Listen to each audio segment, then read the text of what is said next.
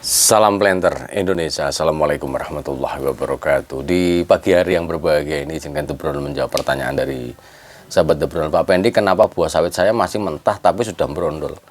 Jadi begini, bahwa pada prinsipnya bahwa tandan buah kelapa sawit atau TBS ini itu adalah tersusun dari brondolan-brondolan. Nah, brondolan ini adalah akan lepas jika pembentukan minyaknya itu adalah dalam kondisi yang sudah optimum, baru dia akan lepas, karena bahwa sistem enzimatisnya tetap berjalan.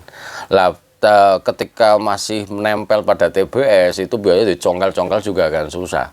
Nah, namun beberapa kasus adalah bahwa kondisi buah yang masih mentah dengan kadar minyak yang tidak ada, bahkan masih mentah sekali, masih putih, tapi kepada merondol. Nah, ini biasanya disebabkan karena mungkin yang pertama itu bahwa kondisi tanamannya dulu pernah kena banjir, mungkin karena dia akhirnya terjadi pembusukan buah, sehingga dia nanti buah yang ada yang busuk ini lama-lama akan berjamur. Yang kedua adalah lama ditinggalkan, artinya bahwa setelah nanam dirawat, kemudian mungkin harga nggak sesuai atau tinggal aja, setelah panen sudah buah pada matang dia ditinggal.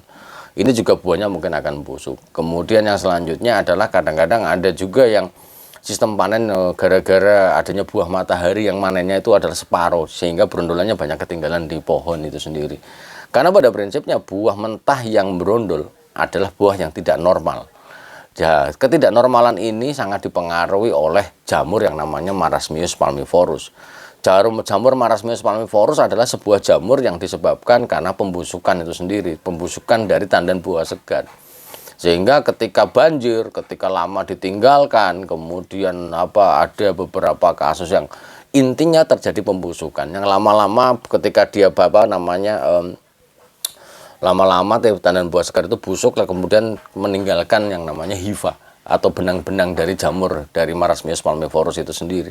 Maka dia lama-lama akan menjalar ke atas, dan ini yang akan menyebabkan terinfeksinya tandan buah segar muda kita yang nanti akan memberondolkan dalam kondisi tidak mengandung minyak.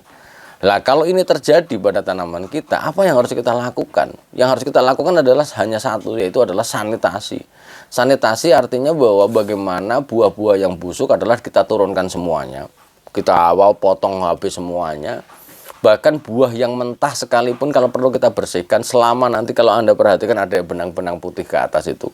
Kalau tidak pun dihabiskan juga nggak apa-apa. Sehingga benar-benar bersih itu, bersih dari pembusukan ataupun jamur.